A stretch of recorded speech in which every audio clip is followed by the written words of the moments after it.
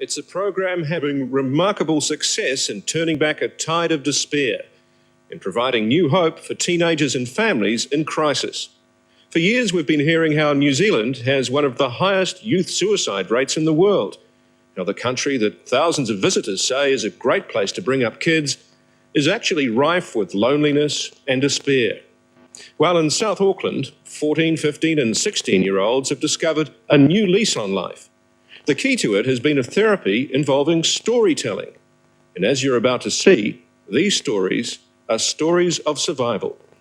I tried hanging myself downstairs. Do you know why you did that? I felt like there was no reason for me being here. He's just 14 and he tried to end his life. He's one of nearly 2,000 young New Zealanders who last year made a significant attempt to take their lives.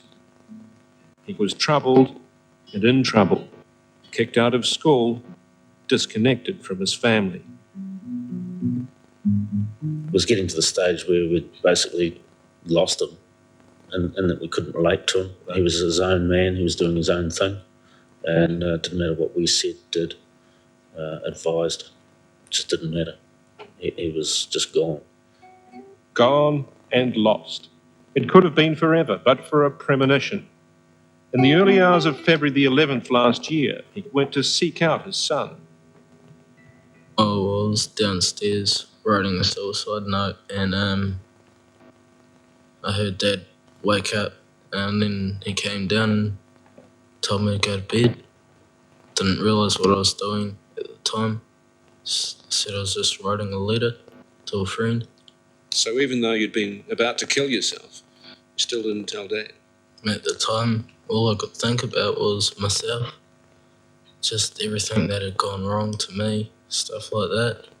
It was reassuring to find his son at home. What he didn't see was above his head, a noose. And it wasn't until the next day that he realised, half an hour later, it may have been too late. I found the rope still up on the roof, ready, with the chair underneath it. I found his note, and Mark wasn't here, and basically, what do? I just didn't know what to do. How did you feel when you discovered he tried to kill himself? It was pretty devastating. Yeah. It was just really It goes through your mind walking downstairs and seeing your son hanging there. It must be the worst thing that could ever happen to a parent. Just seeing that rope's the worst thing that's ever happened to me. They knew he was troubled, but felt helpless. He'd be coming home drunk from parties, and apart from putting bars around the place, you can't stop them. You've got to go to sleep. And you just wake up in the middle of the night to go to the toilet, and you walk past the room and you just go and check, not there, gone. After reading a suicide note, he went to the police. They found him paralytic and sent him to Middlemore Hospital. It changed his life.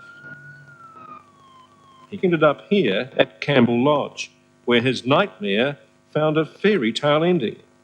The boy looked up into the wild fern. Is that where we came down through the wild ferns? And then he looked back at the fox, and the fox was just nodding.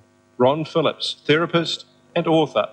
He uses the ancient art of storytelling to help young people reclaim their lives. Do you think he had some good reasons in his life to hate? Yeah, probably. Many of these Auckland teenagers have tried to kill themselves. Already Ron's story has helped hundreds like them to find hope. Oh man, give me the staff. Wouldn't help you, boy. What do you mean it wouldn't help? I create pictures with words, and I take him on a non-threatening sort of journey. And it's a story of this boy that's making this journey through the land of confusion. I'm not angry, though. And the frogman looked right at him and said, stay stuck, kid. I've got time. It was like, whoa, I'm not angry, though.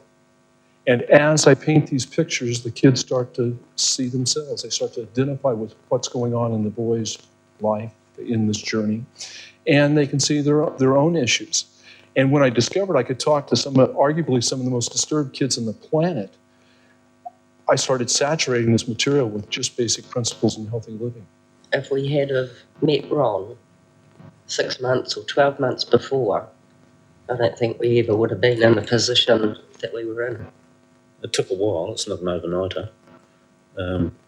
But the definitely 2 sessions definitely made a difference. In one session, Ron knew as much as the other psychologist did in so many times that I'd been there. Do you think the story had something to do with it? Yeah, I did. Do you think it saved your life? Yeah, I did.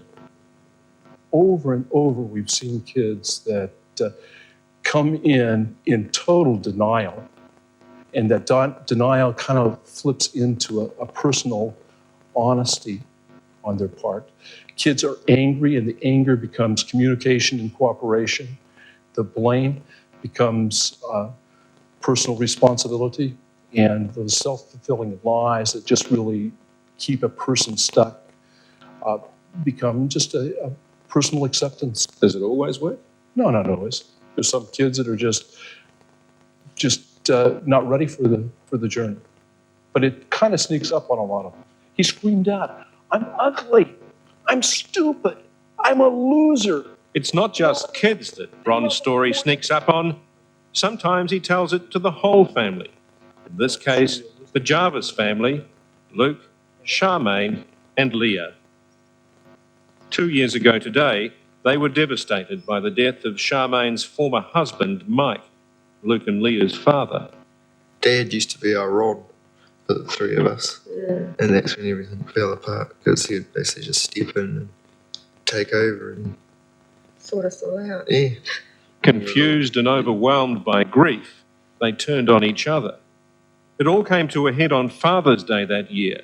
Leah, aged 15, and already on medication for depression, swallowed every pill in the house. I think the fact of knowing that you had to take a pill to be happy actually got you more depressed. Knowing that you couldn't do it by yourself, and that you needed help with medication. So I tried to commit suicide. There was no other way out? No, it didn't feel like it at that time at all. I didn't know that things could get better. I had no hope at all that anything would. Can you describe to us what it's like being in that place, where you want to take your own life? Horrible. Lonely. Leah survived, but so too did the loneliness. Leo was really depressed and Luke had an anger problem. And so we had to fix everybody. Everyone had to get well together. because everyone was so confused that nothing really made sense. We were all angry at ourselves and took it out on each other and didn't want to look at why we were being like we were. We just continued it until Ron sort of said, "Look what you're doing," kind of thing.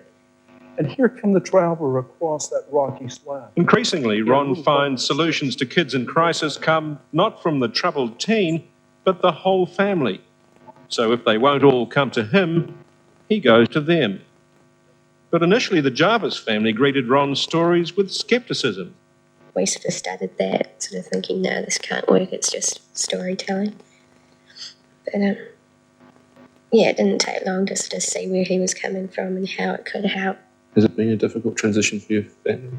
I don't believe it has, because since the three of us don't, we all listen to the same story, picking up on the same points. It makes it a lot easier.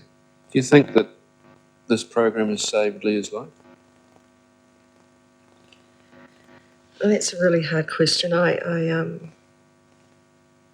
Yeah, I think I definitely would have tried again if I didn't start improving, and it's the program that's done it. So yeah, no, that did save my life. The work that we do not only saves people's lives, but makes them much better. Michael Rim heads the Campbell Lodge team. He says the key is working intensively with anyone who cares about the teenager who wants to die. So how do you get the parents, the families reconnected with the child, teenager who wants to kill themselves? Well, essentially, we point out how ridiculous it is that any young person would be capable of managing such a problem by themselves. And the numbers show it works. Late last month, Ron Phillips and his colleague Sarah Fortune told health professionals just how successful this combination of intensive family therapy and storytelling has been. The message they're giving their colleagues behind closed doors here is that none of the 92 young people who've been through Campbell Lodge during the past 2 years has since tried to harm themselves. What's more, their parents say they're more cooperative and much, much happier. A young person who makes a gesture or an attempt to hurt themselves is at very, very high risk of doing it again within the next 6 months. And our studies show less than 5% of our young people are actually doing that. No one else is doing this in New Zealand? Not in this particular way. Why not? Shouldn't the benchmark be, if it works, use it? Unfortunately, no, it's not that simple. No, it's not that simple because it's defining the it that works is not as easy as we would like it to be. And while the therapist searched for definition, he's now studying for school certificate by correspondence. His parents have set some new limits for him, and he's enjoying being part of the family again. As a part-time job, he can see a future now. Can't believe that I was like that. I can't. I reckon trying to kill myself was one of the most stupidest things I've ever done in my life. It was. And now I can't even believe I did it for such stupid reasons. And Leah, well, she's not taking pills anymore. She has a job, and her life is full of hope. Yeah, now I know that I was being selfish and that I'd never ever think about doing it again. And I've never been this happy before, and it's amazing because I always thought I was happy kind of thing until you actually feel it, and then it's different.